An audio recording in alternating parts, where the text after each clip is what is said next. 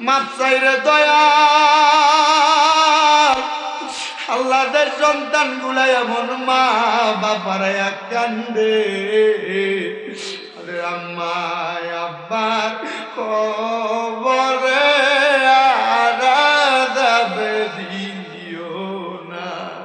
কন্যায় আম্মা আব্বার কবরে আর আরাদাব দিও না মরিয়া গিয়াছেন আল্লাহ আল্লাহ দারার মাওবা মাফ করিয়া দেন না গো আল্লাহ কবরে রাজা আম্মায় আব্বা চইলা গেছে আল্লাহ যারার পালাইয়া তারারে রাই খাগো গেছে কান্দিবার লাগিয়া বাসী সকলের শান্তি কামনায় তৃতীয়তম বাৎসরিক ওয়াজ ও দোয়ার মাহফিল সাজাইয়া আমার সঙ্গে আলেম ওলামা দাড়ি পাকা মুরব্বী বাবারা যুবক নওজোয়ান ভাইয়েরা ছোট্ট ছোট্ট মাসুম বাচ্চারা পর্দার অন্তরালের অনেক মা বোনেরা আল্লাহ মাপ পাওয়ার আশায় দুইটা হাত বাড়াইছে গো আল্লাহ যার হাতটা তোমার কাছে মায়া লাগে পছন্দ হয় ওই হাতের উসিলায় আমরার জীবনের গুনাহ মাফ কইরা আমরারে বেগুনা মাসুম বান্দা বানায়া দাও এরে আমার এই ডিমডুল এলাকার ভাই বাবারা গো ইরে ভাই আর কতকাল দুনিয়ার রং তামাশা আড্ডাবাজির মধ্যে সময় কাটাইবা মুনাজাত হইতেছে রে ভাই আমার আল্লাহর দরবারে আমিন আমিন করে দুইটা হাত বাড়াইয়া দাও আমরার বিশ্বাস আছে রে ভাই আমার আল্লাহ একটা হাতও খালি ফিরাইয়া দিবে না ভাইরা রে তোমরা তো এই এলাকার বাসিন্দা না রে ভাই তোমরার আসল গর্তার নাম তো কবর আর কতকাল দুনিয়ার রং তামাশা করবা দুনিয়ার রং তামাশা তোমার একদিন মৃত্যু পর্যন্ত নিয়ে যাইব কিন্তু সেই সময় তোমার কেউ বাঁচাইতে আসবে না এই মুহূর্তে আমি গুনাহগার শামীম হোসেন রাজার সঙ্গে আল্লাহর কাছে আমিন আমিন কইয়া যদি ডাক দাও আমরার বিশ্বাস আমার আল্লাহ একটা হাতও খালি ফিরাইয়া দিবে না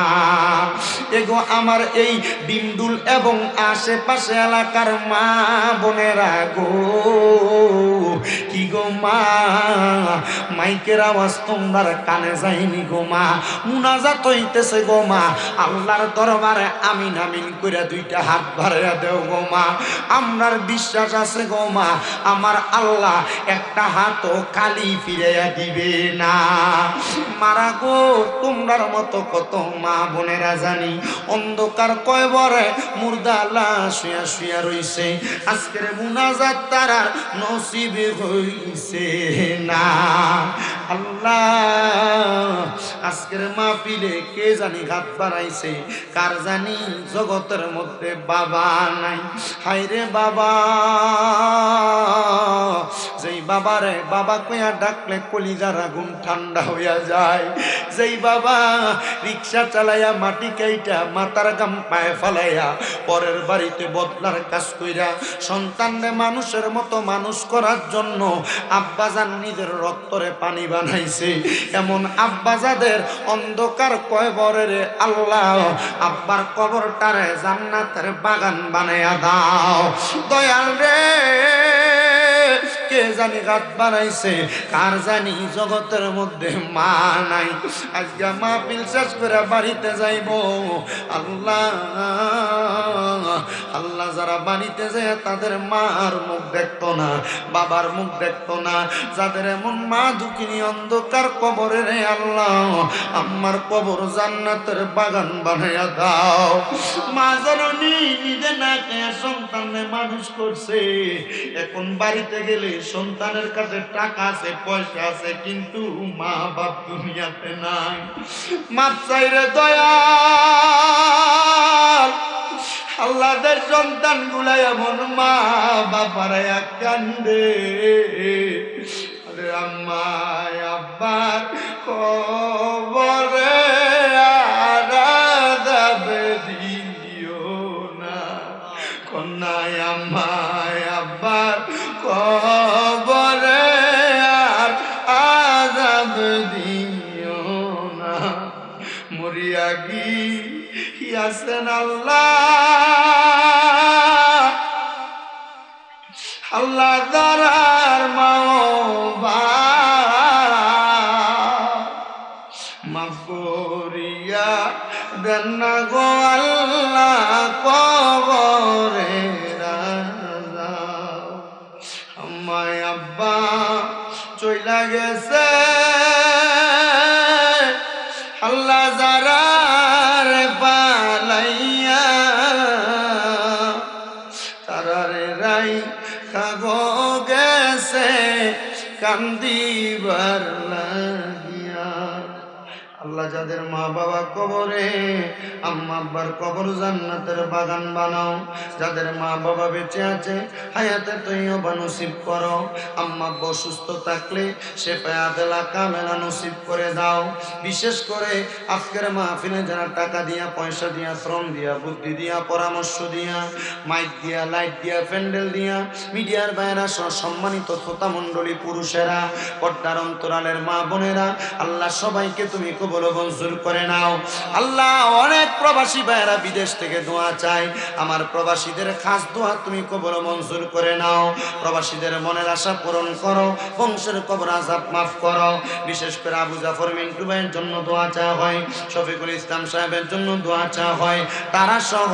এই মাহফিলের দিকে যারা যারা নেক নজরে তাকাইছে আল্লাহ তাদের সবাইকে তুমি কবুল মঞ্জুর করে নাও। আমার জামাল ভাই, ওনার নানার বাড়ি এলাকায় নানা অন্ধকার কবরে জনাব জুনাব আলী মরহুম, আল্লাহ ওনার কবরটাকে নাজাতের ফয়সালা করে দাও।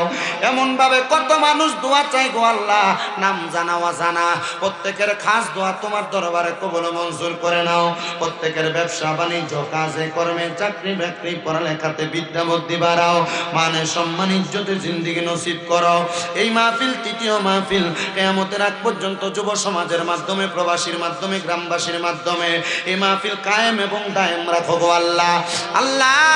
মরণ দিবা দুঃখ নাই, তবে বেঈমান বানায়া মরণ দিয়েন না। মরণের আগে বারবার মক্কা মদিনা তাওয়াফ জিয়ারত নসিব করায়া আখিরি জবানে মধুর কালেমা পড়ায়া দিয়েন, লা ইলাহা ইল্লাল্লাহ